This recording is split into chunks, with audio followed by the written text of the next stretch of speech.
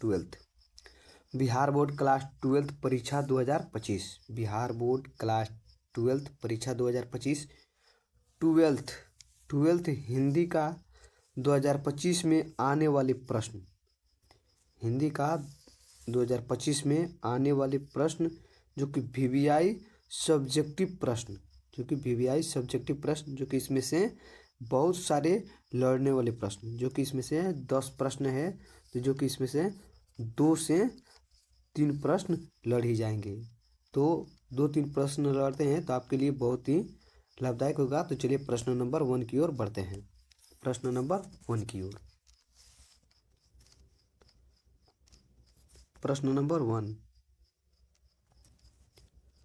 प्रश्न नंबर 1 है कि बुद्ध ने आनंद से क्या कहा। बुद्ध ने आनंद से क्या कहा, तो इसका उत्तर हो जाएगा बुद्ध ने आनंद से यह कहा कि आनंद हमने जो धर्म चलाया था वह 5 सहस्त्र वर्ष तक चलने वाला था, लेकिन अब वह 500 वर्ष तक ही चलेगा, क्योंकि हमने नारियों को भिक्षुणी होने का अधिकार दे दिया है।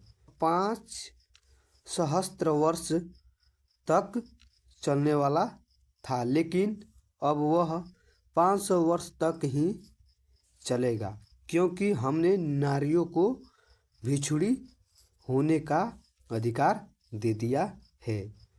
तो बुद्ध ने आनंद से यह कहा कि आनंद हमने जो धर्म चलाया था वो 5 सहस्त्र वर्ष तक ही चलने वाला था। बुद्ध ने आनंद से यह कहा कि आनंद हमने जो धर्म चलाया था वो 5 सहस्त्र वर्ष तक चलने वाला था, लेकिन अब वह 500 वर्ष तक ही चलेगा, क्योंकि हमने नारियों को भिक्षुणी होने का अधिकार दे दिया है। तो चलिए प्रश्न नंबर 2 देखते हैं। प्रश्न नंबर 2 है कि बिटिया कहाँ कहाँ लोहा पहचान पाती है। बिटिया कहाँ कहाँ लोहा पहचान पाती है, तो इसका उत्तर हो जाएगा बिटिया अपने आसपास उपस्थित लोहों को पहचान पाती है, जैसे चिमटा, करछुल, सिगड़ी, शमशी, दरवाजे की सौकल, कब्जे दरवाजे में कीले आदि। जो बिटिया से पूछा गया कि बिटिया कहाँ कहाँ लोहा पहचान पाती है, तो बिटिया ने बोलती है कि बिटिया अपने आसपास लोहों को पहचान पाती है, जैसे चिमटा, करछुल, सिगड़ी, शमशी, दरवाजे की सौकल, कब्जे दरवाजे में कीले आदि। तो चलिए प्रश्न नंबर 3 देखते हैं। प्रश्न नंबर 3 है कि धागड़ शब्द का क्या अर्थ है। धागड़ शब्द का अर्थ क्या है, तो इसका उत्तर हो जाएगा धागड़ शब्द का अर्थ है भाड़े का मजदूर। धागड़ शब्द का अर्थ है भाड़े का मजदूर। अगर आप लोग इतना लिखते हैं तो आपको बिल्कुल 2 नंबर मिल जाएगा, कोई नहीं काट सकता है। तो चलिए प्रश्न नंबर 4 देखते हैं। प्रश्न नंबर 4 है कि मालती के पति का परिचय दें। मालती के पति का परिचय दें, तो इसका उत्तर हो जाएगा सच्चिदानंद हीरानंद वत्स अगय द्वारा रचित कहानी रोज के नायिका। रोज जो कहानी है उसके रचयिता कौन है, सच्चिदानंद हीरानंद वत्स अगय द्वारा रचित। मान लीजिए आपको ऑब्जेक्टिव में पूछ लेगा कि सच्चिदानंद हीरानंद वत्स द्वारा रचित पाठ कौन सा है, तो आपको क्या कहना है, रोज। तो सच्चिदानंद हीरानंद वत्स अगय द्वारा कहानी रोज के नायिका मालती के पति का नाम महेश्वर है। मालती के पति का नाम क्या था, महेश्वर। जो कि महेश्वर अपने पत्नी एवं बच्चे को संभालने के लिए, महेश्वर जो थे अपने पत्नी एवं बच्चे को संभालने के लिए एक अस्पताल में डॉक्टर का काम करता है। महेश्वर जो थे जो अपने बच्चे और पत्नी को संभालने के लिए अस्पताल में क्या करते थे, डॉक्टर का काम करते थे। महेश्वर अस्पताल में गैंग्रीन रोग का इलाज करता था। किस चीज़ का इलाज करते थे महेश्वर, गैंग्रीन रोग का इलाज करते थे। तो अगर आप लोग इतना लिखते हैं तो बिल्कुल आपको 2 नंबर मिल जाएगा। ये कभी कभी 5 नंबर में भी पूछ लेता है, तो इसको आप लोग ज़रूर एक बार देख लीजिएगा। तो चलिए प्रश्न नंबर 5 देखते हैं। प्रश्न नंबर 5, प्रश्न नंबर 5 है कि विष्णु कौन है, किसको किसकी प्रतीक्षा है। विष्णु कौन है, किसको किसकी प्रतीक्षा है। तो विष्णु मानक की माँ है। विष्णु जो है मानक की माँ है तथा उससे मानक के युद्ध से वापस लौटने की प्रतीक्षा है। जो मानक था वो क्या था, सिपाही था जो कि युद्ध में लड़ने के लिए गया था। तो वापस लौटने की प्रतीक्षा कौन करती है, तो विष्णु। तो अगर आप लोग इतना लिखते हैं तो बिल्कुल बिल्कुल आपको 2 नंबर दिया जाएगा, कोई भी नहीं काट सकता है।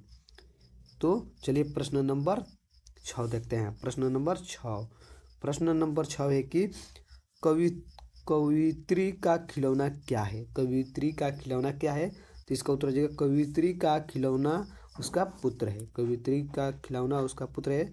हर माँ का खिलौना उसका पुत्र ही होता है। तो कवित्री का खिलौना क्या है, तो कवित्री का खिलौना उसका पुत्र है। तो चलिए प्रश्न नंबर 7 देखते हैं। प्रश्न नंबर 7, प्रश्न नंबर 7 है कि कवित्री ने किसे और क्यों खिलौना कहा है।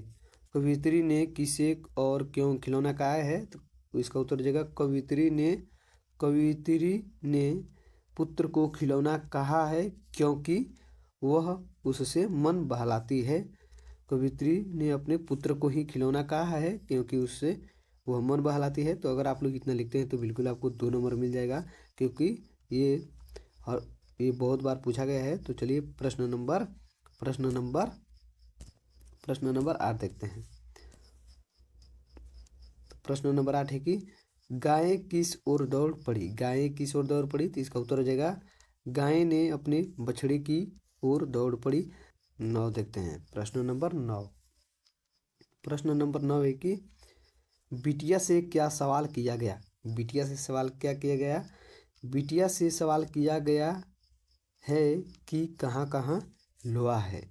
अगर आप लोग बिल्कुल इतना लिखते हैं तो आपको बिल्कुल 2 नंबर मिल जाएगा, क्योंकि इसमें पूछा गया है कि बिटिया से क्या सवाल किया गया। तो इसका उत्तर हो जाएगा बिटिया से सवाल किया गया है कि कहाँ कहाँ लोहा है। तो चलिए प्रश्न नंबर लास्ट देखते हैं। प्रश्न नंबर लास्ट यानी 10 नंबर है कि प्रातःकाल का नभ कैसा था। प्रातःकाल का नभ कैसा था, तो इसका उत्तर हो जाएगा प्रातःकाल का नभ बहुत नील शंख जैसा था। नील शंख जैसा था अर्थात निर्मल नील तथा शंख की तरह पवित्र था। जो प्रातःकाल का नभ था वो नील शंख जैसा था और निर्मल नील तथा शंख की तरह पवित्र था। तो अगर आप लोग इतना लिखते हैं तो बिल्कुल आपको 2 नंबर मिल जाएगा, कोई भी नहीं काट सकता है। अगर ये वीडियो आपको अच्छा लगे तो एक लाइक कर दीजिएगा और अपने दोस्तों के पास ज़रूर शेयर कर दीजिएगा कि क्योंकि उनका भी तैयारी हो जाएगा और वो भी जाके एग्ज़ाम में लिख पाएंगे। और अब एक प्यारा सा कमेंट कर दीजिएगा कि आपको वीडियो कैसा लगा। अगर आप लोग नए होंगे तो चैनल को सब्सक्राइब कर लेंगे, क्योंकि आप लोग इस चैनल को सपोर्ट कीजिए, क्योंकि आपके अगले भाई भी पढ़ने वाले हैं तो उनको भी बता दीजिएगा कि इस पर पढ़ाई होती है। तो चलिए थैंक्स फॉर वॉचिंग, मिलते हैं अगली वीडियो में, तब तक टेक केयर, बाय।